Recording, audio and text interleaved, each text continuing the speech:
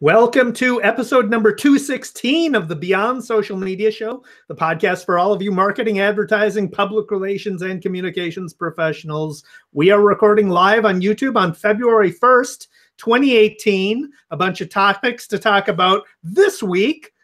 Among them, Trump punked, AR Super Bowl ad, one-star Paris, Whopper Neutrality, GOTV Postcards, Elton John's 360 retirement, big data bud, thought transfer tech, Facebook's feed fail, super meh, follower factory, a bunch of other stuff. BL kicks it off with best story of the week. BL, what was that? Well, I think that was something that the Guggenheim is involved in, and I think the way the Guggenheim is marketing itself, both online and off, is pretty funny. Apparently, the White House asked to borrow a Van Gogh, and that's something that presidents do all the time. But in this case, the museum offered a solid gold toilet.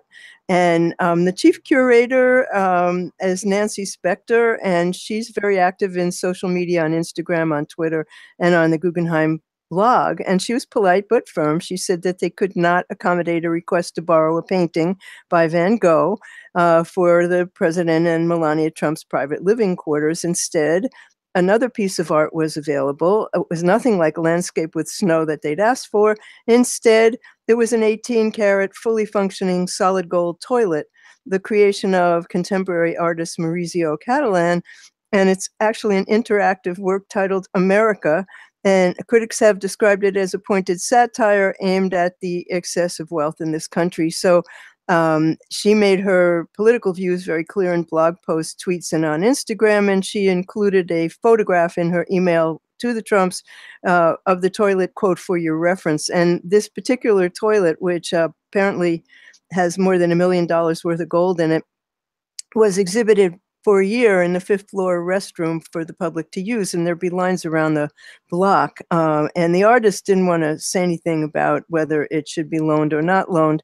He said it's a delicate subject, but he thought that they might appreciate, since they're so fixated on gold furnishings for their house and the White House and the plane, that they might appreciate this gold toilet. And the problem is Trump is a well-documented germaphobe, so it's doubtless he would accept such a thing. But more than 100,000 people have waited in line for it, and as yet, there's been no response from the White House. Well, the two things on that. Trolling as a marketing tactic, right? Yeah. So there's that. And a market, you often, a common marketing tactic is basically defining yourself by who you are not. So the contrast and the trolling of Trump, the Guggenheim's clientele, as it were, customers, it's everybody, but the people who are likely to go to the Guggenheim are likely not to be people who are like Trump, right? Well, that's for sure. Yeah. So very clever that way. Yeah, I got a big kick out of that one. We've got the big game. Everybody's calling it the big game. I've noticed nobody calls it the Super Bowl anymore. Apparently, it's just the big game. But the Super Bowl, as you know, BL is being hosted in my fair city of Minneapolis. I worked from home today. I'm going to work from home tomorrow because of the crowds are just too large. But we had our sister agency, Martin Williams Advertising, had a hand in a Super Bowl advertising tactic that I'd like to talk about because I think it's pretty cool. Forbes covered it, actually. Pamela Danziger wrote about it. So Finnegan's is a client Finnegan's is a nonprofit craft brewery that donates 100% of its profits to local food banks. So the question is, how does a nonprofit with zero ad budget get a Super Bowl spot? So our agency put their heads together and came up with the idea of an augmented reality app that takes over your TV screen and serves you a virtual beer. Literally, an arm comes out of your TV screen holding a Finnegan's beer for you. So the app, you can actually download it now at the Apple or Google Play stores. and it's augmented reality. You can just point it at the screen and get served a virtual beer. It'll be activated on Sunday. You can download the app now, but it won't be active until Sunday during the game. So we'll put the links to the downloads on the show notes, and you can try it out. That's hilarious. Yeah. So it'll only work on Sunday, is that right? It'll only work on Sunday, right? A one-day app. I like that idea. So this comes from a tweet by Matthew Ingram, and it just kills me. This is in the Paris Review. There's an article by Rosa Rankin-Gee, and it's about the one-star reviews from TripAdvisor about Paris, and they're quite hilarious. And one of them, they're laugh out loud funny. One of them reviewed the historic Café Les Deux Magots, and he said, Hemingway ate here all the time. Hemingway also shot himself. Draw your own conclusions. And I mean, I was there. What a great place it is. But and for the Moulin Rouge, which this one's just rife with spelling mistakes, which makes it even funnier. But it's called The Worst Show Ever, WORSE. An excruciating 1.5 hours of pain watching dancers out of sync like they couldn't be bothered. And even the odd appearance of clowns, ! WTF, clowns? Really? I was expecting a sexy show with Voulez-vous coucher avec moi? Instead, got odd songs and even freaking ponies on stage. And then the last one that I'll read to you, and you can read the rest yourself in the show notes, is a review of Notre Dame. All churches were free to see in Italy, but not in France. You paid €10 to see the House of God. What a business, overpriced. That's wonderful. When you go to TripAdvisor and you want to know what's happening, you should start with the one-star reviews. Right. Well, I mean, that is a common thing. If I'm looking at something I want to buy on Amazon, I definitely check out the one-star reviews. See what's wrong. I always go to those first. Absolutely, I want to see the worst, and then I go backwards from there. Right. So this is a fantastic story. This is from a Variety article by Ted Johnson, who talks about Burger King. One of my favorite fast food restaurants that I never eat at because I can't stand their food, but they do great marketing. So they have filmed customers. They basically filmed customers to create a reaction video that explains net neutrality using Whoppers. So they had cameras in store, and the employees were explaining to their customers about slow access Whopper Pass. So they had fast on the menu. They had fast, medium, and slow Whoppers. They had a Whopper MPBS, which stands for making burgers per second. So it was a chart of the fast, medium, slow Whoppers. They had tiered Whopper pricing. So the prices ranged from $4.99 to $25.99. So the $4.99 Whopper, it takes you 15 minutes to get, and the $25.99 Whopper you get right away. They explained to the customers that Burger King thinks it can sell more chicken sandwiches, so it's slowing down access to Whoppers. And then as they were going to hand the Whoppers to their customers, they were timing it out, saying, and looking at their watches, saying, it's ready, I just can't give it to you yet. So, slow action, slow lane Whoppers. Afterwards, they had interviews with the people who were involved, the customers who were involved, who was like, wow, I just got to explain net neutrality by a Whopper. So it's a very clever video, and it closes with a call to action to go to change.org/SaveTheNet. And the video so far has had more than 4 million views. So it's teaching people about a good cause. That's hilarious. Well, I saw something that I thought was pretty cool, and it came via my friend Dr. Jill Elliott, and this is about a grassroots organization called Postcards to Voters, and it supports the Democrats who are in close races. And there are over 10,000 volunteers. They're in every state, including Alaska and Hawaii. They've written over 500,000 postcards to voters in dozens of key close elections. And they use an interactive texting service to assign addresses to registered trusted returning volunteers. And then the volunteers send postcards to people in those areas of the country. And they use a commercial help desk system to streamline and automate the whole process. And they're all handmade postcards. So they go to elections around the country where turnout's usually low, and there's a chance to flip a seat if they can get people out to vote. And a new volunteer becomes a verified writer of postcards once a photo of their sample card has been received and reviewed by the rapid response email team. So they're pretty, buttoned up about how they do all of this. And another commercial business package crunches the numbers, so they always know who the top volunteers are. They have a heat map that shows where the postcards are being written by zip code, and they have other essential dashboards that manage the operation that now averages 1,700 voter addresses assigned daily. And they use a bot called Abby that responds to text messages sent to a particular number.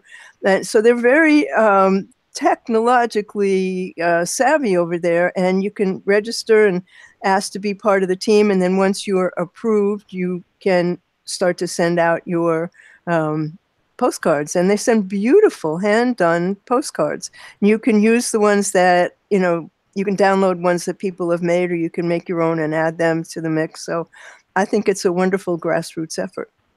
Wow, that's very clever. It's very smart. It's kind of what's old is new again.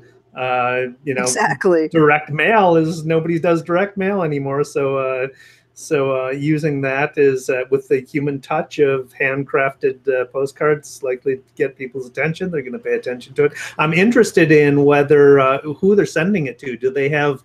Are they just sending it to whoever's a registered voter? Are they targeting Democrats, or what? Do you have any idea about that? I don't know how they figure out their algorithm, but I believe that they are targeting Democrats, registered Democrats. Because the problem is that people don't go out and vote in the midterm elections and in the ones that aren't the big national ones. And those are the ones where we can really make a difference. Yeah. Very cool. Very cool. So here's another cool thing. Elton John. This is an article by Mashable's Adam Rosenberg. So Elton John, the music legend, is capping off a career spanning more than half a century with an epic 3-year globetrotting tour. He's going to, there are more than 300 shows planned across 5 continents. And the music for his tour will feature all the music spanning his entire 50-year career. But to announce the tour, he released a 360 video trailer to invite people to his retirement tour, basically. The video is an extended mashup of his biggest hits. It features digitally recreated versions of notable live performances. I think they must have used a body double to recreate this. But it begins with an intimate nightclub rendition of Your Song, like early in his career when he's playing nightclubs and everything. His tables with people sitting around and smoking and drinking and stuff. And then it moves on to a Dodger Stadium gig of him singing Saturday Night's All Right for Fighting, which is a great song, but it just does not have any credibility with Elton John singing it. So I've always thought that, but love the song.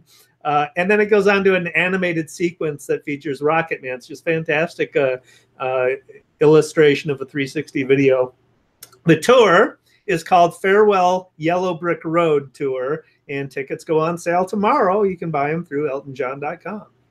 That sounds like big fun. Did you see him on the Grammys with Miley Cyrus? I did not. I didn't watch the Grammys. Oh, well, they were boring as hell, but it was fun seeing them together. So I'm done with good news. Do you have any more good news? I do. This is from a Washington Post article by Fritz Hans. Now, Budweiser always has Super Bowl commercials. They'll have Super Bowl commercials this year, I'm sure. A couple of years ago, in 2015, I think, Budweiser was running Super Bowl ads that kind of made fun of craft beer snobs, right?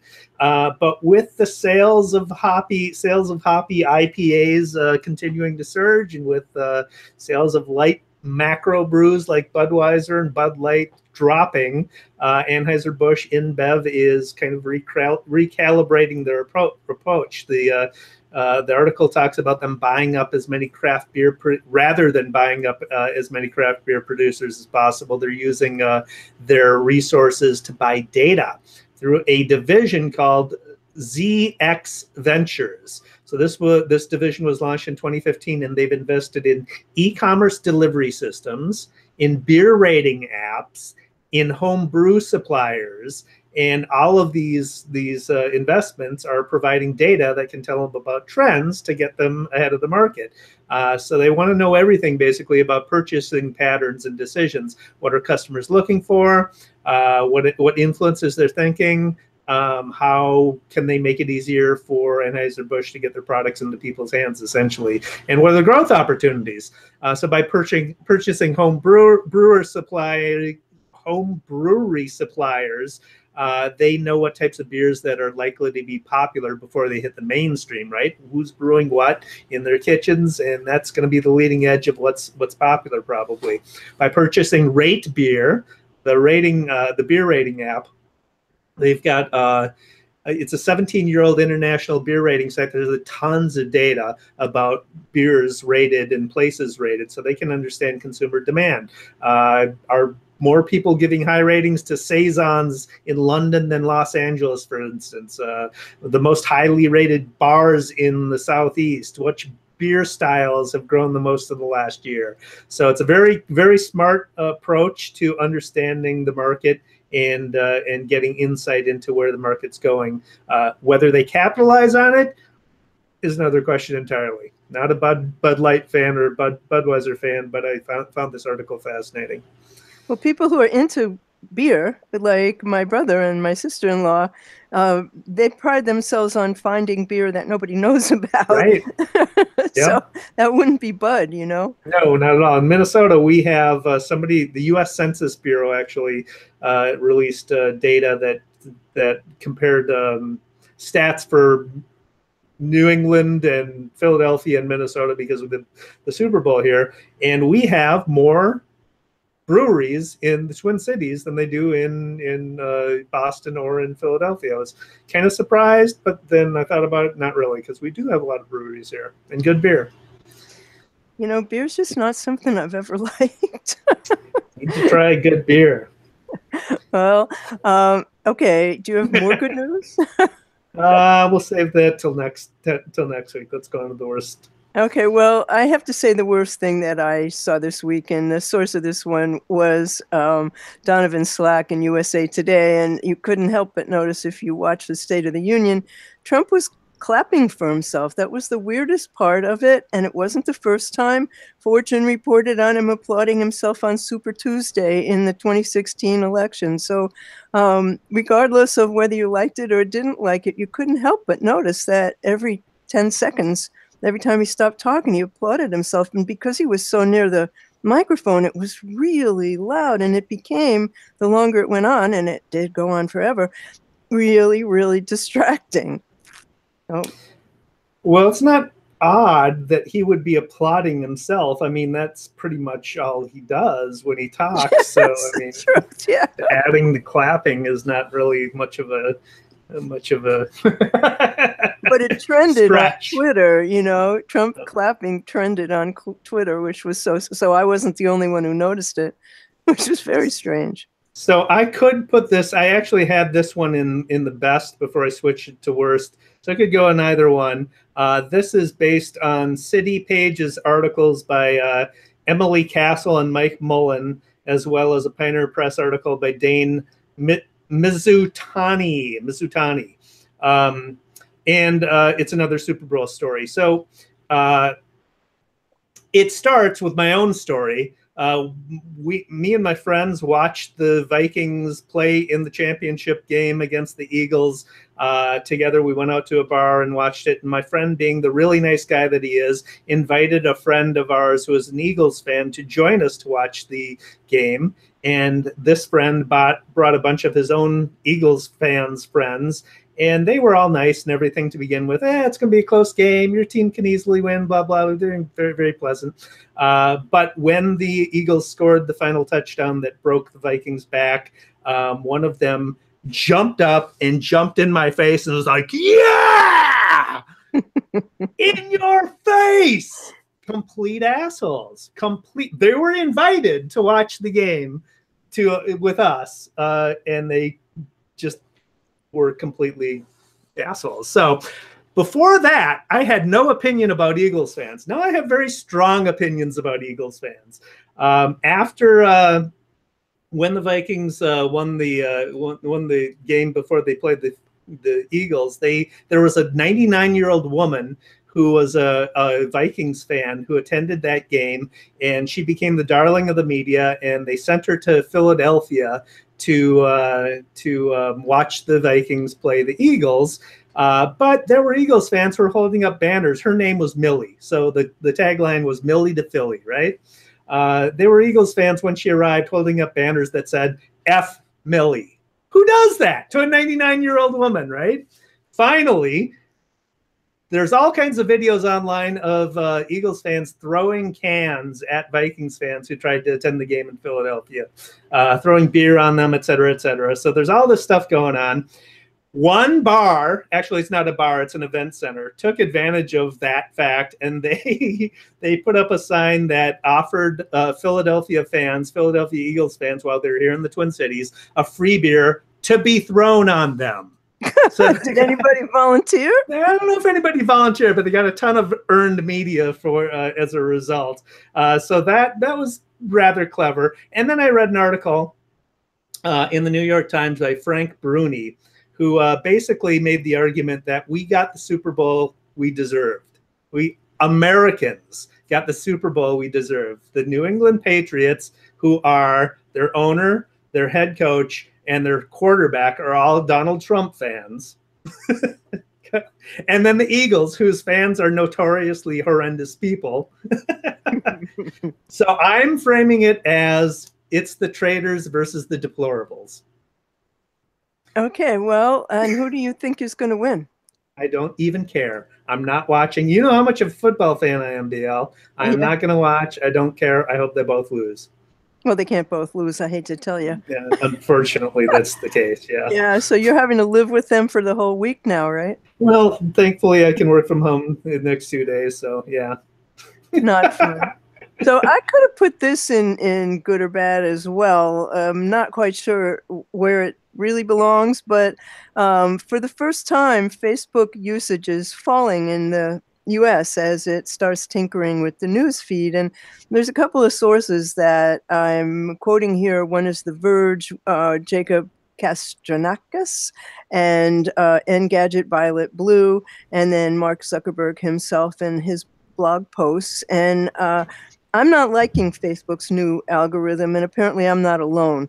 My experience with the changes are not positive. I'm getting these dumb reminders at the top of my feed. One of them told me that a friend got 100 likes. And then there were memories from December. Hello, December was last month.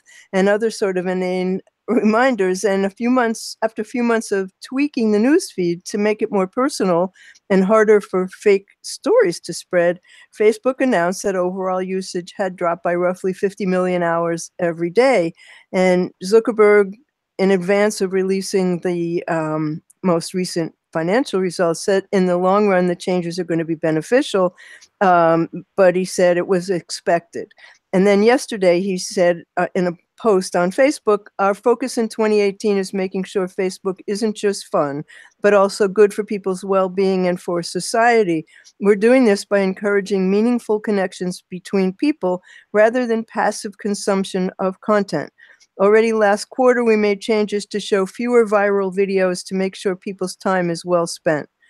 I don't like people deciding how I should spend my time, but what he's not specifically saying, what he hasn't come out to talk about specifically, is how these changes are going to stop the spread of fake news from racists and politically active conspiracy theorists or propaganda farms who are talking our country into tearing itself apart. And after the 2016 election, Zuckerberg played down the role that Facebook had any involvement in the election. And then when academics and politicians and everybody else said that's not true, you need to consider the power of Facebook and take responsibility for it, his response is to do this thing about making it fun. And he's not being specific about the impact that Russia had on the election.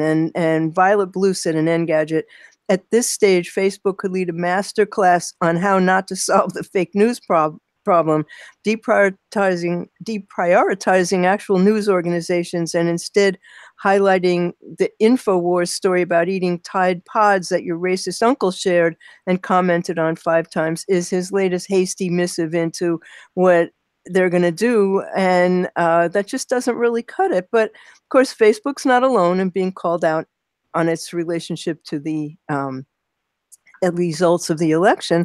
And it seems to me Twitter is being more decisive. And they said yesterday that they had informed 1.4 million people in the US that those people had interacted with a Russian government-linked internet research agency known as IRA, and that they had deleted thousands of accounts that were spreading propaganda.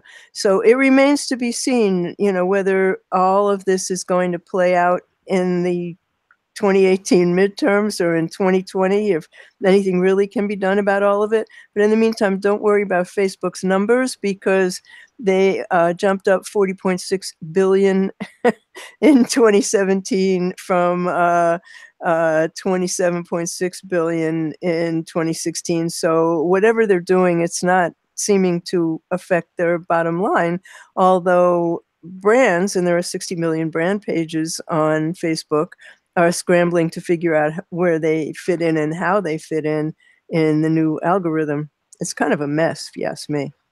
Well, I mean, the reason their bottom line isn't affected is because they've done nothing to change their bottom line results. I mean, if they really want to fix Facebook, which does need fixing, they need to fix Facebook advertising. Don't get me wrong. I think Facebook advertising is incredibly effective. But it also depends upon the motives of the people doing the advertising to use it ethically. And they're not doing anything to change that. So you can only expect the manipulation of Facebook for nefarious ends is going to continue until Facebook decides to change the way their advertising works to put a stop to that. But that impacts their investors when they do that, and they're not doing that. So they can't really do that. And meanwhile, brands made a lot of changes and backflips, adding video when Facebook said they wanted video, and doing the kinds of things that Facebook tells them they need to do. And now they're all scratching their heads going, how do we use our pages now? So this is just the beginning of how this is all going to play out. And yeah, I agree wholeheartedly. Facebook needs fixing. Facebook is not an organic platform. You're not going to get a lot of mileage out of using it organically. It's a pay-to-play platform. So if you want to make exposure, buy ads.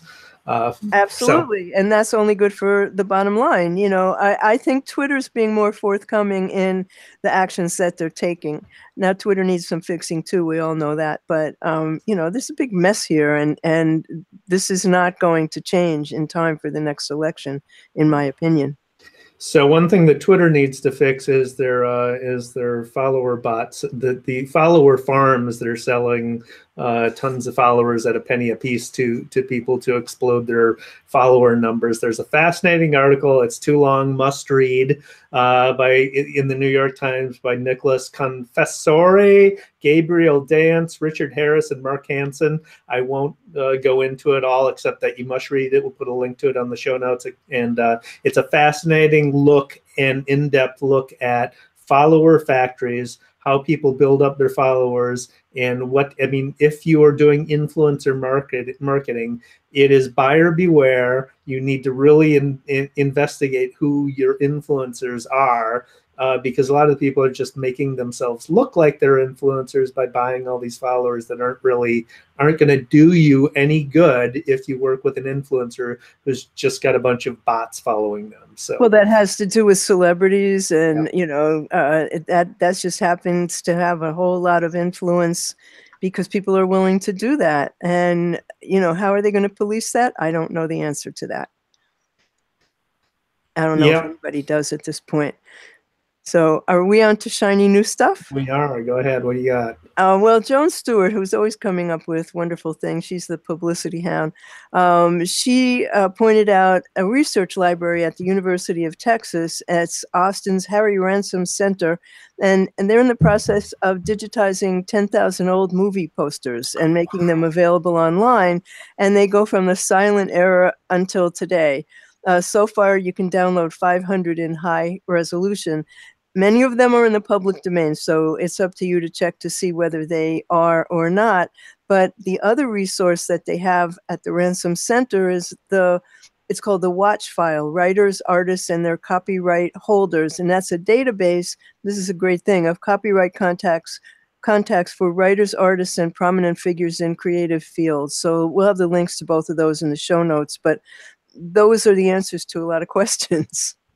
Very, very cool. I'm delighted you brought that up. I'm going to be using the vintage movie posters thing for, I've been talking about Instagram a lot lately because we're getting ready to launch our agency's Instagram account, which we should have had a long time ago, but I don't have enough time in the day to do it all. So we're doing it now. And I want imagery for Throwback Thursday. Right? Oh, great. So this will be perfect for it. I will be definitely using the vintage movie posters. Speaking of Instagram, my cool thing is not Instagram because it's not new, but a new feature of Instagram. This is from an Adweek article by David Cohen. Instagram, if you have an Instagram business profile now, you can use Hootsuite, which is an Instagram partner, to schedule your Instagram posts. Finally. So you could not do that before. Before you could use Hootsuite to schedule the posts, but you couldn't automatically publish them through Hootsuite. You had got an alert that sent you to your mobile app where you actually had to publish through your mobile app. It was very convoluted until they did this. Yeah. So now you can do it, and it works wonderfully. I've tried it out. It just happens automatically. So you do need a business profile, Instagram business profile to do it. So you got to switch that over, but very cool.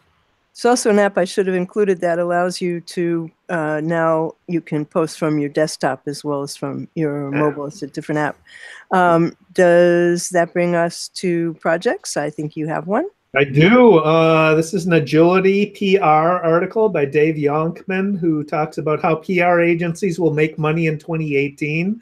And I'm quoted in it saying basically, I didn't really have much an opinion about how we'll make money, only that the landscape is changing. It's always been changing. It's been changing for the past 10 years, basically. We need to adjust to it. The tools are changing. The channels are changing. We need to adapt and understand those to use them. But the essential skills of PR, the ability to build relationships, are going to remain the same. You just use them in a different way. You use different tools to build those relationships, but basically the same fundamental skills of PR still apply. So, and not just making those the shiny objects. You know, we need to know when those things are really viable for our clients, and that's something that's never going to change. So how PR agencies make money, if some of the things that aren't applicable anymore, that won't make agencies money anymore, strategy still will, right? And that's exactly your point, is knowing how to use what channels and what channels are most appropriate to use and how to use them. So let's wrap this up with daily numbers. Super Bowl Sunday coming up, so appropriately, we've got the average 30-second Super Bowl ad prices. This is for Kantar Media, and they track the average price of a 30-second Super Bowl spot from 2008 to 2017. And in 2008, it was $2.7 million for a 30-second spot. In, let's see, 2012, it was $360. And last year, $5.05 million to buy a 30-second spot. So there you go. Which will be followed by the inevitable, was it worth it? Exactly. Monday, you know, and I'm of the opinion that it's not, but completely. I mean, unless you're a huge brand, it's spray and pray. I mean, absolutely. And Yeah. there's just going to be an awful lot of that going on. But, you know, that's what happens every year. And I mean, just think about what you could do with that kind of money. It's the advertiser's prom, the Super Bowl. Yeah, really, that's what it is. So that brings us to the end of episode 216 of the Beyond Social Media Show. And we'll have links to everything we discussed at beyondsocialmediashow.com/216. We hope you'll leave us a review there and give us some love. I am BL Ochman. I'm on Twitter as What's Next. My blog is What's Next Blog. And I'm What's Next Blog on YouTube. And you can find out anything you want to know about me at blochman.com. David Erickson is on Twitter as D. Erickson. He blogs at estrategyblog.com and creativepr.com/blog, both of which are must-read blogs, in my opinion. And he's on YouTube as eStrategy. The show, BeyondSocialMediaShow.com, on the web, on YouTube, Beyond Social Media Show. We're on Twitter as BS Media Show. And we are on iTunes, on Stitcher, and iHeartRadio. And you can download any of the podcasts. If you subscribe, you'll never miss one. And we'll be back next week with episode 217. Thank you for watching. Thanks for watching.